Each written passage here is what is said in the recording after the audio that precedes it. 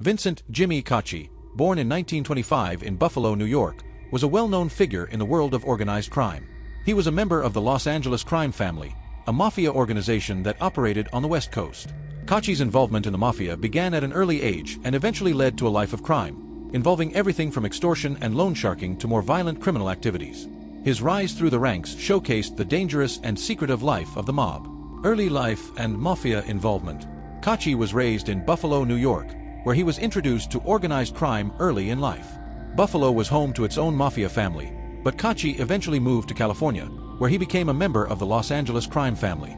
By the 1950s, he had become heavily involved in criminal activities in Southern California, working under high-ranking mafia bosses like Jack Dragna and later, Frank DeSimone. Caci's reputation as a tough and reliable enforcer earned him respect within the mafia. He was involved in traditional mob operations such as loan sharking, gambling, and extortion. As time passed, he gained the attention of authorities due to his connection with various violent crimes.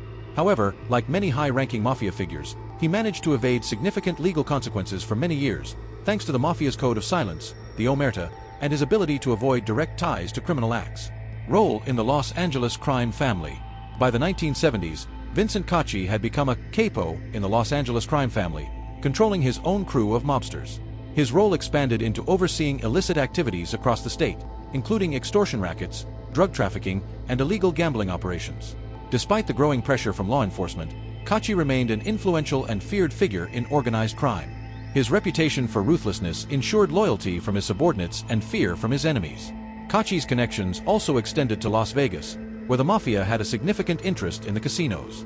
The mob used casinos to launder money and skim profits.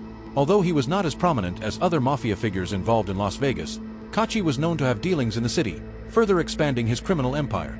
Legal troubles and convictions. For much of his criminal career, Caci avoided serious convictions despite numerous investigations. However, in the late 1980s and early 1990s, law enforcement agencies across the U.S. ramped up efforts to dismantle mafia organizations. The FBI, in collaboration with local police and federal prosecutors, launched several major investigations into organized crime families, including the Los Angeles crime family. In 1997, Caci and several other members of the Los Angeles crime family were indicted on racketeering charges as part of a federal investigation. The case against Caci involved his role in extortion and money laundering schemes, with prosecutors using wiretaps and testimonies from informants to build their case. The mafia's omerta code was weakening by this point, with many members turning informants in exchange for reduced sentences.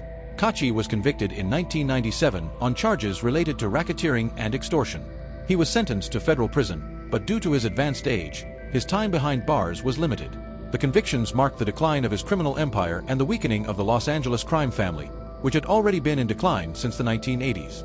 Later years and death. Vincent "Jimmy" Caci passed away in 2011 at the age of 86. By the time of his death, the once powerful Los Angeles crime family had all but dissolved, with most of its members either imprisoned or deceased.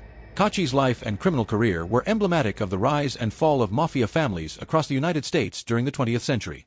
Despite his criminal legacy, Caci remained a mysterious figure to the public. Much of his life was lived in the shadows, and like many mafia figures, he took many of his secrets to the grave. However, his role in the mafia's West Coast operations made him an important figure in the history of organized crime in America.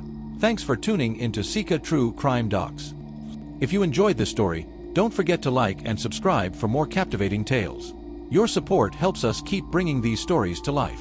See you in the next episode.